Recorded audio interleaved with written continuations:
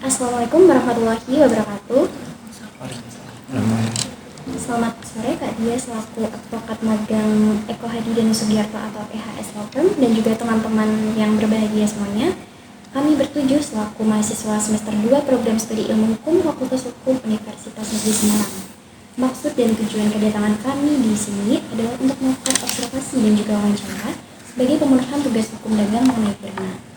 Mungkin sebelum saya dan juga teman-teman memperkenalkan diri, kami persilakan Kak Dia untuk memperkenalkan diri terlebih dahulu. Selamat sore semuanya, kenalin saya Dian Nuridaya, advokat magang di Eko Hadi Sugiarto Associate. Jadi kemarin saya udah terima proposalnya dan sepertinya kita berwawancara dan observasi. Baik, terima kasih atas sambutannya Kak. Kemudian dimulai dari saya, perkenalkan saya Nadine Chandrawinata.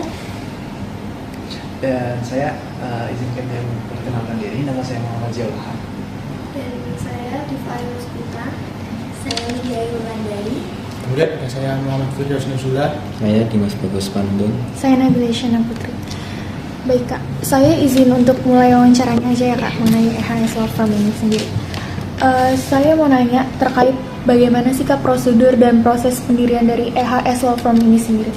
Pendirian firma ini dilakukan di depan notaris dengan membuat akta pendirian, kemudian dilakukan pendaftaran ke pengadilan negeri.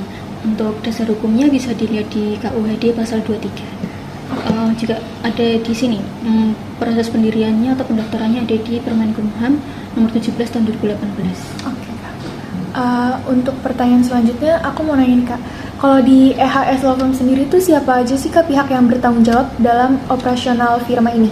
Pihak yang bertanggung jawab itu para sekutu aktif yang di sini, cuman untuk sekutu aktif lebih jelasnya jadi saya kurang tahu, jadi nanti bisa dicari-cari lagi. Baik Kak. Selanjutnya biasanya kan di firma sendiri kan pasti ada permasalahan yang umum gitu ya Kak. Kalau di EHS sendiri ini permasalahan umum atau yang general apa sih Kak yang biasa dihadapin? Umumnya mungkin keterbatasan sumber daya, kemudian masalah internal aja sih. Tapi nggak saya dijebrang di sini. Oh iya, nggak apa-apa Kak. Oh ya, untuk sekutu aktif itu advokat atau pengelola di sini. Oke Kak, makasih ya Kak. Iya, sama-sama. Selanjutnya Pak, pemerintah selama mendirikan firma kan pastinya ada ya tantangan atau kendala tersulitnya. Apakah proses pendirian firma tergolong sulit dan apakah terdapat kendala selama proses tersebut?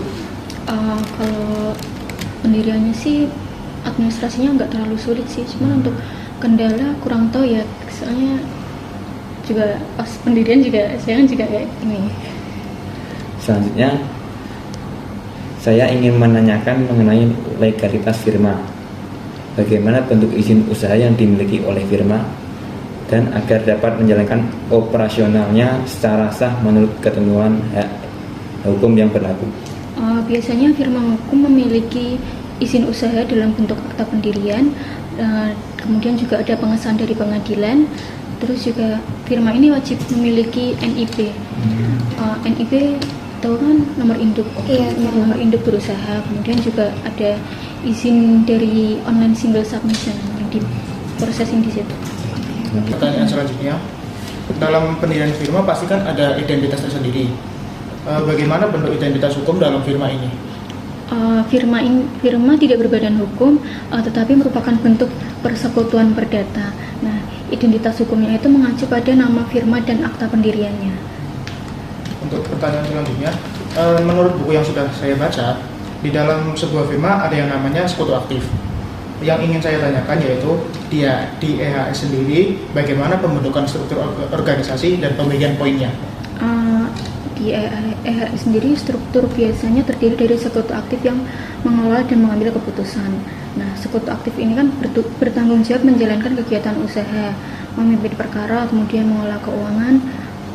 Terus juga ada juga posisi pendukung seperti staf administrasi, kemudian paralegal dan asisten hukum. Terima kasih. Baik Kak, untuk pertanyaan selanjutnya, dalam struktur firma untuk memastikan jalannya operasional dan pengambilan keputusan biasanya itu terdapat seorang pemimpin. Jadi yang ingin saya tanyakan, apa sebutan untuk pemimpin dalam sebuah firma? Umumnya disebut managing partner. Selanjutnya, dalam menjalankan usahanya, firma pasti memiliki prinsip-prinsip tertentu. Kemudian, apa prinsip-prinsip dasar yang menjadi landasan operasional sebuah firma? Prinsip umumnya mungkin profesionalitas, integritas, kemudian kerahasiaan klien, kepatuhan terhadap kode etik advokat. Terus juga landasan utamanya adalah perjanjian kerjasama sekutu, kemudian pembagian keuntungan dan tanggung jawab bersama. Baik, Kak. Terima kasih. Baik Kak, untuk pertanyaan selanjutnya, saya ingin menanyakan bagaimana sistem permodalan serta pengelolaan dana yang dari awal pendiriannya juga Kak, seperti apa? Dari yang saya tahu, modal awal itu disetor oleh para sekutu, kemudian pengelolaan dana dilakukan bersama. Terus juga mungkin ada kontribusi berupa uang, barang, atau tenaga dan operasional yang digunakan oleh firma. Baik Kak, untuk pertanyaan selanjutnya, siapa saja sih Kak pihak yang turut membantu dan berperan dalam mendukung kelancaran operasional firma? Dalam praktik, selain para advokat di firma, ada juga yang mempekerjakan paralegal, kemudian sekretaris hukum atau asisten gitu, ada staf IT juga, umumnya sih gitu ya. Baik Kak, kalau dari saya, pertanyaan saya tuh, kalau tadi kan teman saya sudah menanyakan izin dalam pembentukan firma. Saya jadi penasaran nih Kak, apakah keterlibatan notaris dalam pengurusan izin dalam pembentukan firma itu sifatnya wajib? Ataukah ada alternatif lain? Atau justru keterlibatan notaris sendiri tidak diperlukan? Akta pendirian firma wajib dibuat di hadapan notaris sebelum didaftarkan ya. Untuk dasar hukumnya ada di Permenkumham nomor 17 tahun 2018 pasal 9. Nanti bisa dibaca di situ ya. Baik Kak. Lalu pertanyaan kedua saya, tadi kan struktur organisasi dari EHS sendiri sudah disebutkan oleh Kakak. Saya ingin tahu lebih jauh nih Kak, kalau di EHS sendiri, siapa sebenarnya yang punya wewenang resmi untuk mewakili EHS dalam menjalankan kegiatan usahanya? Apakah semua sekutu otomatis punya hak itu, atau hanya pihak tertentu saja yang dituju? Ya, setiap sekutu berwenang untuk mewakili firma kecuali dibatasi dalam perjanjian pendirian. Baik Kak, terima kasih Kak. Ya, baik, dilanjutkan dengan pertanyaan terakhir Kak. Kita mengetahui bahwa kegiatan usaha itu merupakan firma berupa firma jasa seperti EHS Law Firm ini menyediakan jasa berdasarkan keahlian seperti hukum dan juga konsultasi.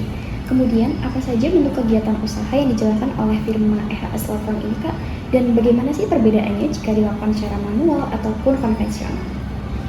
Untuk usaha yang dilakukan di firma EHS ini ada konsultasi hukum, kemudian pendampingan litigasi dalam litigasi, ada penyusunan kontrak, terus juga legal opinion. Untuk perbedaannya, manual sih biasanya kita tatap muka ya. Kemudian untuk digital biasanya kita via email dan bisa konferensi video sih. Baik, kita lanjut ke pertanyaan selanjutnya Kak.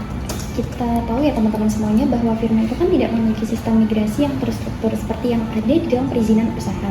Kemudian bagaimana sih Kak untuk sistem migrasi yang diterapkan dalam firma EHS ini sendiri, dan apakah dilakukan secara langsung maupun melalui tahapan tertentu? Migrasi itu yang di sini dilakukan secara bertahap, kemudian mulai dari digitalisasi dokumen, kemudian implementasi software manajemen kasus, terus juga hingga sistem persiapan elektronik. Baik Kak, kalau dari kami cukupkan sekian wawancaranya. Sebelumnya kami ucapkan sangat-sangat baik terima kasih ya Kak, Kakak sudah meluangkan waktunya untuk menjawab pertanyaan-pertanyaan kami untuk menyelesaikan tugas kami. Ya. Terima kasih Kak. Ya, sama-sama ya, semoga ilmunya bermanfaat dan informasinya juga bisa membantu kalian juga. Terima kasih Kak. Iya, sama-sama. Terima kasih. Terima kasih Kak. Terima kasih.